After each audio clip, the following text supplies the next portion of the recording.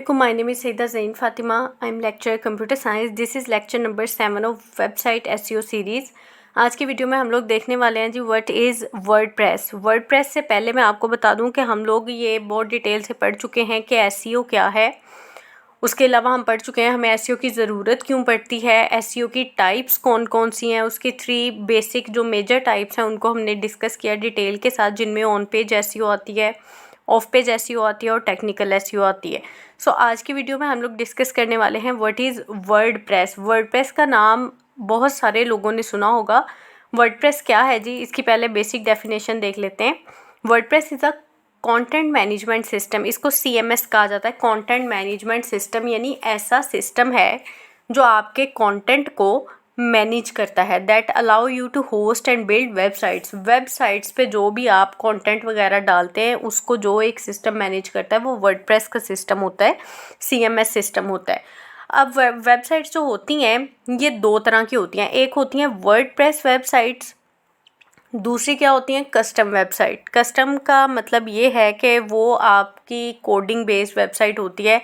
आपने अपने हिसाब से सारी डिज़ाइन करनी होती है, उसमें जितने भी चेंजेस करने होते हैं, जितनी भी अमेंडमेंट्स करनी होती हैं, मॉडिफिकेशंस हैं, कलर्स हैं, हर चीज़ आप अपनी मर्ज़ी से रखते हैं कस्टमाइज़ करके, तो उनको कस्टम वेबसाइट्स कहा जाता है। उसमें कोई भी चीज़ ऐड करनी हो, रिमूव करनी हो, सेट करनी हो, व्हाटएवर आप उसको खुद से करते हैं कोडिंग में चेंजेस करके। उसके लिए आपको कोडिंग आनी चाहिए।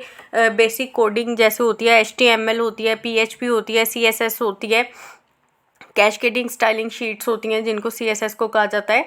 सो दूसरी जो टाइप है वो वर्डप्रेस है। वर्डप्रेस क्या है, ये एक ऑटोमेटेड सा सिस्टम है कंटेंट मैनेजमेंट का।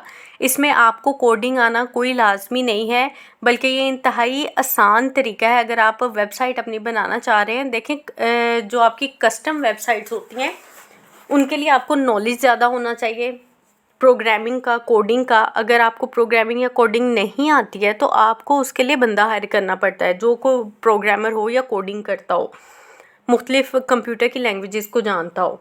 और उस वेबसाइट को मैनेज करना भी बहुत मुश्किल होता है अगर आपको कोडिंग वगैरह या साइट को मेंटेन नहीं करना आता, कस्टमाइज साइट को। वर्डप्रेस वेबसाइट जो है इसका प्लस पॉइंट यही है कि आपको कोडिंग नहीं आती, बहुत ज़्यादा कंप्यूटर लैंग्वेजेस का नॉलेज नहीं भी है, तो आप वर्डप्रेस वेबसाइट को आसानी के साथ मैनेज कर सकते हैं क्योंकि ये एक कंटेंट मैनेजमेंट सिस्टम है। कंटेंट मैनेजमेंट सिस्टम से क्या मुराद है कि आप अपना कंटेंट डाल रहे हैं और उसको वर्डप्रेस जो है खुद से, वर्डप्रेस का जो सिस्टम है खुद से उस कंटेंट को मैनेज कर रहा है। इसको CMS भी कहा जाता है। ओके ये क्या करती है जी, it allows you to host and build website. आप इससे वेबसाइट्स को बना भी सकते हैं, होस्ट भी कर सकते हैं। WordPress contain plugin architectures and template system. इसमें एक प्लगइन आर्किटेक्चर होता है। प्लगइन क्या होता है इसको हम आगे जाके प्रैक्टिकली डिटेल के साथ डिस्कस करेंगे। बेसिकली कुछ एडिशनल फंक्शनैलिटीज़ होती हैं जिनको हम अपनी वेबसाइट में ऐड करते हैं। अपनी वेबसाइट की आप कह सकते हैं परफॉर्मेंस को बेटर करने के लिए, स्पीड को बेटर करने के लिए, उसकी फंक्शनैलिटीज़ को इन्हेंस करने के लिए, उसमें मज़ीद फ़ीचर ऐड्स करने के लिए, तो उसको हम कहते हैं कि प्लगइन जो है हम यूज़ करते हैं उसमें। इसमें एक तो प्लगइन आर्किटेक्चर होता है, दूसरी चीज़ क्या होती है टेम्पलेट सिस्टम। टेम्पलेट सिस्टम क्या कि आपकी मर्ज़ी है आप किस साइट पे किस तरह कंटेंट दिखाना चाह रहे हैं। अभी मैं आप लोग को दिखाती हूँ, यहाँ पे मेरी कुछ वेबसाइट्स हैं।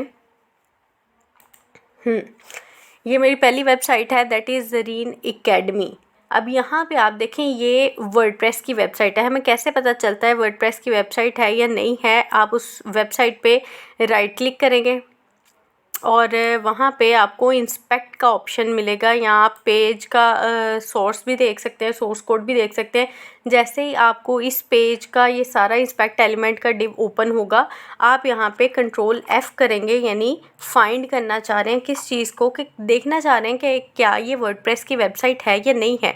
तो उसके लिए मैं लिखूँगी वर्डप्रेस।